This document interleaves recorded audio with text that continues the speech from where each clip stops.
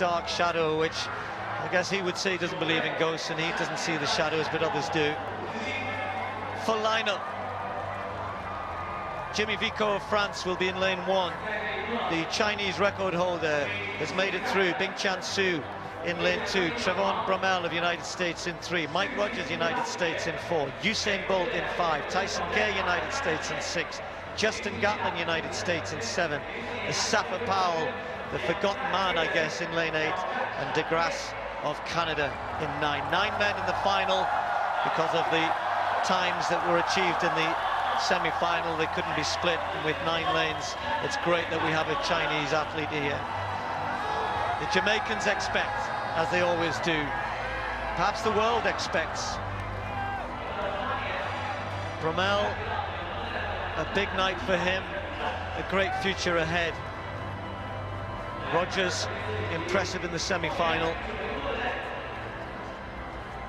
Flags at the ready. USA with 4 men to take on the 2 Jamaican Colossus. Now, they both are in their time, but Bolt, of course, head and shoulders above everybody else in terms of what he's achieved, his reputation, and indeed expectation. Gatlin, unbeaten in 28 races. Will it change?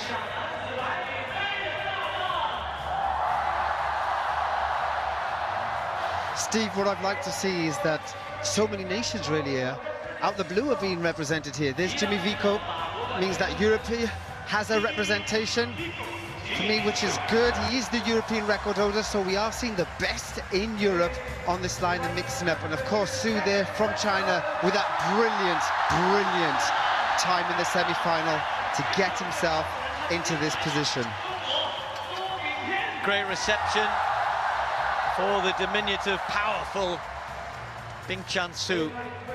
Trevon Bromell from Baylor University, student there, was second in the World Junior Championships in the 100 meters last year. Great talent. Looks a little nervous. Good starter, lovely technician.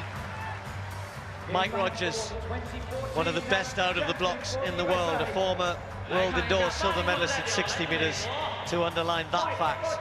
9.86 in the semi-final, just 100th off his personal best. There will be a huge reception for Usain Bolt. Attempting to win his 3rd world 100-meter title to join Carl Lewis and Maurice Green.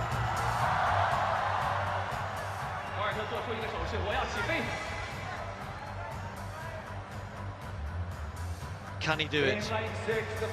Tyson Gay, former world champion at 100 and 200. Osaka was his time.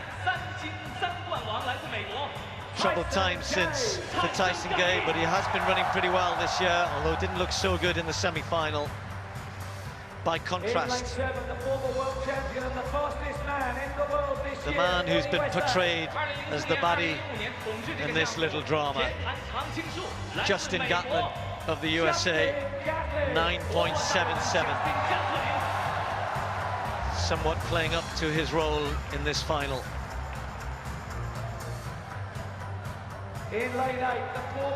Has never done better than 3rd in a World Championship final. Asafa Powell, the former world record holder. Nobody has run under 10 seconds more than this man.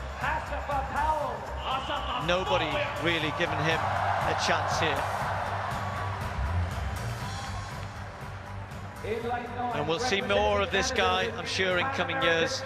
Andre DeGrasse of Canada recently won the Pan American Games double at 100 and 200. Just 20 years of age, 9.95 this year. An unusual style in terms of his arm action, but goodness me, is he effective.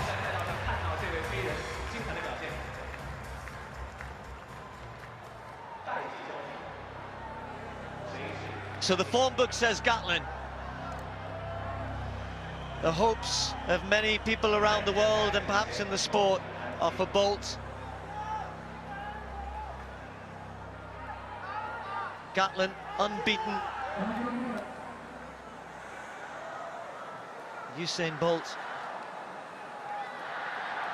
with issues to put behind him, he needs to be absolutely at his best here, or certainly the best that he can be, to even have a chance to get close to Gatlin, one would think.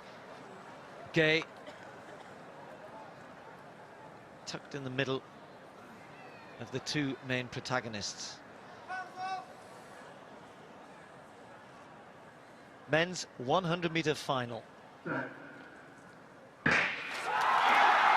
Bolt gets out pretty well, so does Rogers. Gatlin's got out a little bit better though, and Bolt and Gatlin are right together here. It's Gatlin at the moment, and here comes Usain Bolt, and Bolt gets it! Oh, does he? I think he has!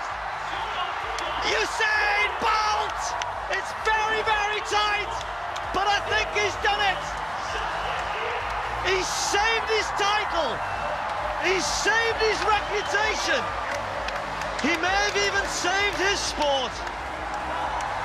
A superhero if he's won it. He's looking up. Usain Bolt, 3 times world champion. I'm looking around the whole stadium. I'm looking around the media tribunes, the former athletes that work in the media. Everybody on their feet. The result that everybody wanted, except Justin Gatlin, I guess. How could we ever doubt him? And many did. Bolt was out good, not brilliant, he was out good enough. Pressure, pressure, pressure on Justin Gatlin, and it paid off for Bolt. He kept Gatlin close, and where he's good, where he's best, where nobody has been better really in the last 10-15 meters, Bolt came through. He's done it so many times, but that meant so much for him. It meant so much for an awful lot of people. I'm not sure I've been happier commentating on a 100-meter final. Well done, Usain Bolt. That was incredible, Steve, you're right. But you know, one of the things we were waiting to see is that whether he could get on Justin Gatlin's shoulder, because Justin has not been tested for, as you said, over 20 races when somebody is right on him, whether he's going to keep his form or whether he's going to tie up. But Usain did what was necessary. At 60 meters, we knew he needed to be in contention. If he was in contention, he could spread out. Bolt's won it. Here we go, Colin. Talk about the starts here. Gatlin not as good for me as he has been. Bolt's on terms here. Bromell got out very, very well indeed and has been rewarded with a bronze medal here. But this is where he's best, and Gatlin now suddenly for once looks a little bit tight, and look at that, he goes all to pieces at the end. Exactly what we said, because we knew if Justin really is not being tested, as I said, right, for all these many races, and we knew with the pressure on and the attitude that Usain Bolt has, which is, if I'm there, I'm getting you. He demonstrated that in the semi-final. Remember, when he was down, he put his foot on the gas, hauled himself through to make this final, to take the victory. And here in this final, he did exactly the same thing, kept a cool head, worked himself from gun to tape. And again, look at that, tight, but the victory goes, to me, to the right person.